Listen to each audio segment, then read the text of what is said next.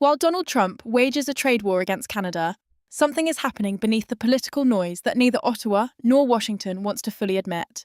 Canada is sitting on the most strategically valuable collection of resources on the planet: nuclear fuel, critical minerals, and clean energy infrastructure that the United States cannot rebuild its industrial empire without. And the most dangerous part? Canada's own political class has no idea what they're holding. This isn't a trade dispute. This is a civilizational chess match, and Canada just picked up the most powerful pieces on the board without even realizing it. For months, the Canadian political establishment has been playing a game it fundamentally does not understand. Mark Carney and the Ottawa elite have framed this moment as a sovereignty battle, a righteous, patriotic stand against American economic aggression. The elbows-up rhetoric has dominated every press conference, every headline, every carefully choreographed photo opportunity. And while the political class congratulates itself on its moral courage, the actual economic architecture of North America is being quietly, systematically, and permanently restructured underneath their feet. The trade war theatre is real, but the stakes behind it are something the mainstream media has almost completely failed to explain to ordinary Canadians. Here is what is actually happening. Donald Trump is not simply trying to extract better terms from a trading partner. He is executing a generational restructuring of the American economy, one designed to permanently decouple the United States from Chinese manufacturing, Chinese technology, and Chinese supply chains. The America First agenda, when stripped of its political theatre, is fundamentally an industrial policy.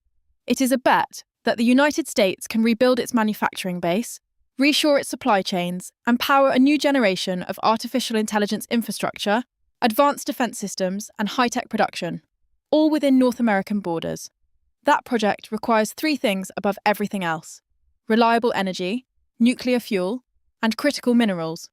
Canada has all three in quantities that no other democratic nation on Earth can match.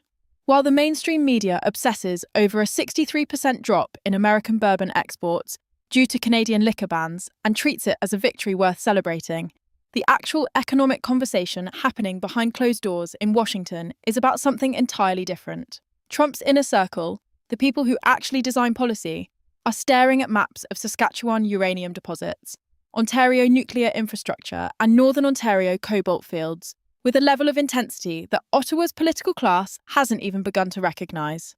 The bourbon story gets the clicks. The uranium story determines the century. The generational divide inside Canada makes this even more alarming. While Liberal-era politicians and boomer commentators wave flags and celebrate symbolic trade resistance, 61% of Canadian Gen Z are looking south, not out of disloyalty, but out of desperation. Youth unemployment is grinding through an entire generation. A 40% currency premium makes the cost of living in Canadian cities feel like a trap with no exit. Young Canadians are not interested in a trade war built on pride and slogans. They are interested in whether they will be able to afford a home, build a career, and participate in an economy that actually functions. And the answer to every single one of those questions is buried in the ground beneath Northern Ontario and Saskatchewan, if anyone in Ottawa has the courage to dig it up. The critical failure of Canada's current political posture is not that it is too aggressive toward Washington. It is that it is aggressive in entirely the wrong direction, using entirely the wrong weapons. Banning American bourbon does not move the needle on a multi-billion-dollar trade dispute. It generates headlines, it generates hashtags, it generates the illusion of leverage without creating any of the actual strategic weight that forces a superpower like the United States to negotiate in good faith. Real leverage is not built on symbolic consumer boycotts. Real leverage is built on controlling something the other side cannot survive without. And Canada, almost by geological accident, controls exactly that. Consider what Canada actually holds right now. The Bruce Power facility in Ontario is already one of the largest nuclear generating stations on Earth. The planned Bruce C expansion will push it beyond anything the world has ever seen in terms of single-site nuclear output. Canada's Cameco Corporation has systematically expanded its market share across Europe and Asia as the world scrambles to replace Russian uranium following 2022. Saskatchewan's Athabasca Basin contains the highest-grade uranium deposits on the planet, and projects like NextGen Energy's Rook I are moving through licensing stages that could make Canada the fuel supplier for an entire generation of new Western nuclear reactors. Canada also sits on cobalt, nickel, and rare earth mineral deposits that Washington's defense establishment considers a national security priority of the first order. This is not a country that should be playing defence in a trade war. This is a country holding a royal flush and asking the table if anyone wants to play checkers. The tragedy is not that Canada lacks the resources to win this moment. The tragedy is that the political class running Ottawa has spent the last several months perfecting the art of losing with dignity rather than asking the far more important question: what would winning actually look like? Every week spent on elbows-up diplomacy is a week not spent approving mining permits. Every press conference about bourbon tariffs is a press conference not spent announcing a uranium supply agreement with the United States Department of Energy. Every dollar borrowed to fund international climate finance for foreign nations is a dollar not invested in the infrastructure of Northern Ontario mining towns that could be producing the minerals the Pentagon is desperately trying to source outside of Chinese control. The mainstream political narrative has Canada cast as the small, principled nation standing up to the American bully. And emotionally, that story is satisfying. It is clean. It is flattering. It fits neatly into the national identity that Canadian institutions have spent decades carefully constructing. But it is also completely disconnected from the material reality of what Canada holds and what North America actually needs right now. The real story of this moment is not about sovereignty. It is about power. Specifically, it is about whether Canada will recognise the extraordinary strategic power it already possesses before the window closes and Washington finds another way to solve its energy and mineral problem, with or without Ottawa's cooperation. Because here is the question no one in the Canadian media is asking loudly enough. If Trump's team successfully builds a North American industrial fortress powered by nuclear energy and critical minerals, and Canada refuses to be a strategic partner because its political class was too busy celebrating bourbon bans, who exactly wins that trade war and who gets left permanently behind?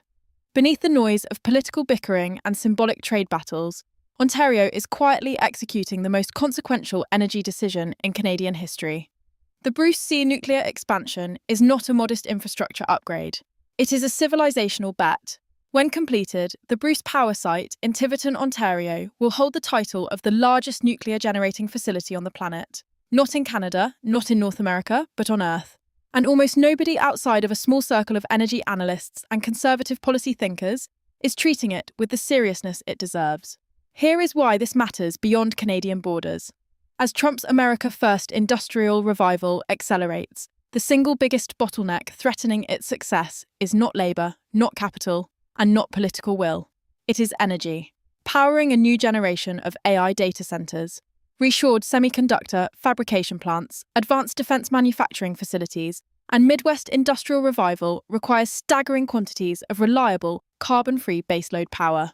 Solar and wind cannot deliver that reliability. Natural gas carries geopolitical baggage, and America's own nuclear infrastructure has been neglected for decades. Ontario sits 15 minutes across a border from Michigan.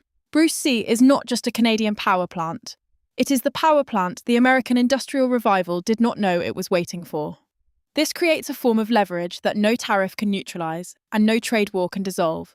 Canada can place a tariff on bourbon. America can place a tariff on lumber. Both sides can play that game indefinitely and inflict manageable pain on each other. But electricity woven into the grid, powering American factories, hospitals, military installations, and technology infrastructure is an entirely different category of strategic asset. You can sanction a commodity. You cannot sanction the oxygen supply.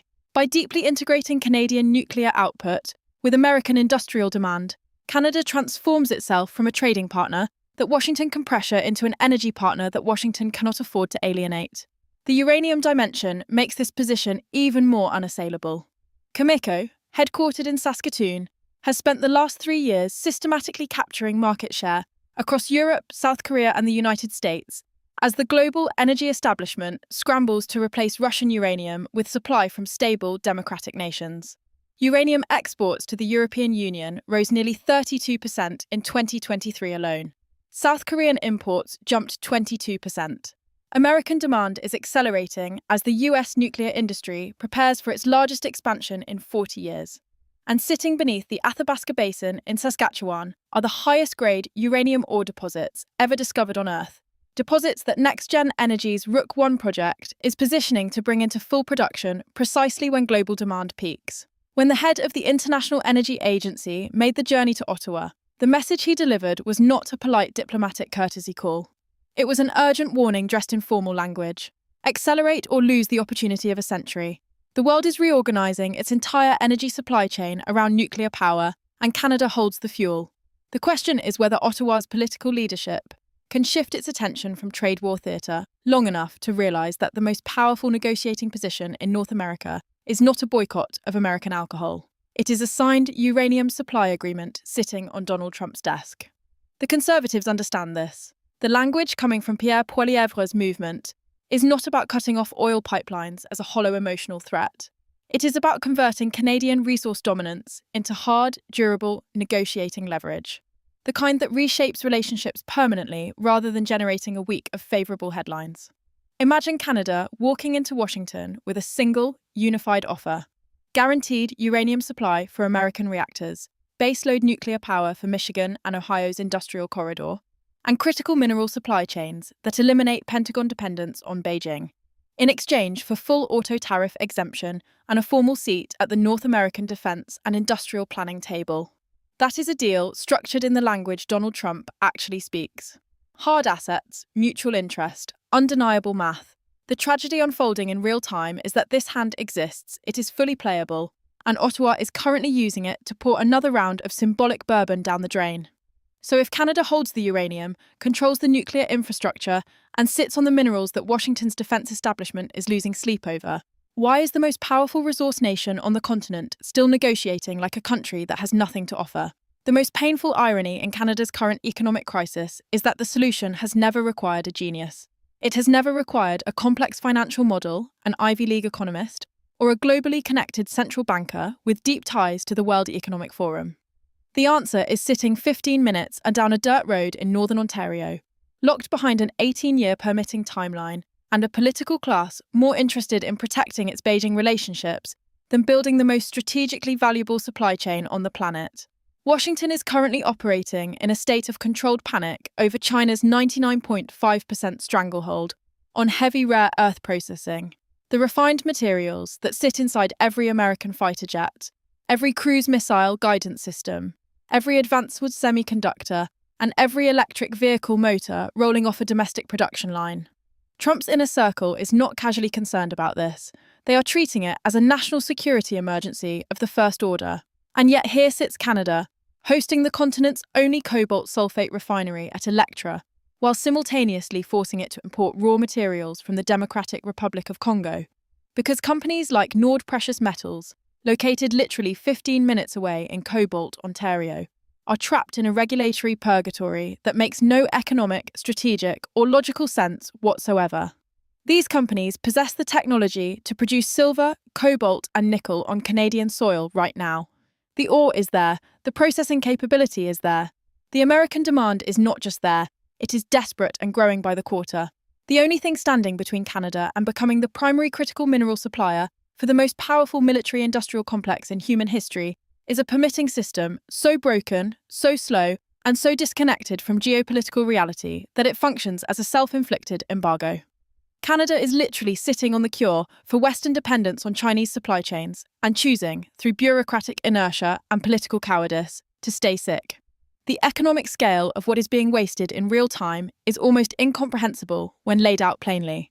The Bruce C expansion alone represents 18,900 permanent, high-paying, generational careers, not temporary government-subsidised green jobs that evaporate when a tax credit expires, but decades-long careers in engineering, nuclear technology, skilled trades, and energy infrastructure management anchored in Northern Ontario communities that have been waiting for exactly this kind of investment.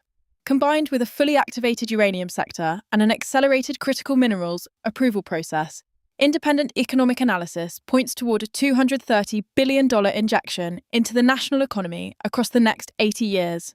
That is not a stimulus package. That is a civilizational foundation. This is precisely what Gen Z Canadians are not hearing from Ottawa. They are being handed trade war slogans when they are drowning in housing costs.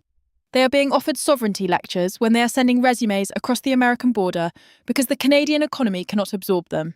61% of young Canadians have considered relocating to the United States, not because they hate their country, but because their country's political leadership has systematically failed to convert extraordinary natural wealth into ordinary economic opportunity.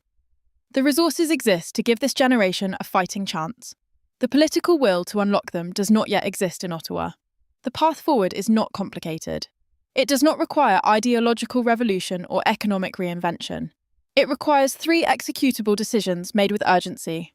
Streamline the permitting process for critical mineral projects from 18 years to 18 months, matching the pace that the geopolitical moment demands. Integrate Canadian nuclear output and uranium supply formally into American industrial and defence planning through binding bilateral agreements that make tariff threats structurally irrelevant. And redirect the capital currently flowing toward international climate finance for foreign nations into the infrastructure of northern mining towns that are ready to produce the minerals the Western world is begging someone to supply. When Canada becomes the primary uranium supplier for American reactors, the primary baseload energy source for the American industrial Midwest, and the primary critical mineral partner for the Pentagon's supply chain independence from Beijing, the tariff conversation ends, not because Trump becomes generous, but because you do not place economic sanctions on the country holding your energy supply, fueling your military hardware, and powering your industrial renaissance. You negotiate with them as an equal. You protect the relationship. You build around it. The era of Canada apologising for its size, its resources, and its proximity to American power is over. The era of leverage, permanence, and resource superpower status is sitting one policy decision away. The only question that remains, the question that will define this generation of Canadians more than any trade war slogan ever could, is whether Ottawa will wake up in time to flip the switch, or whether history will record that Canada held the most powerful hand of the 21st century and folded.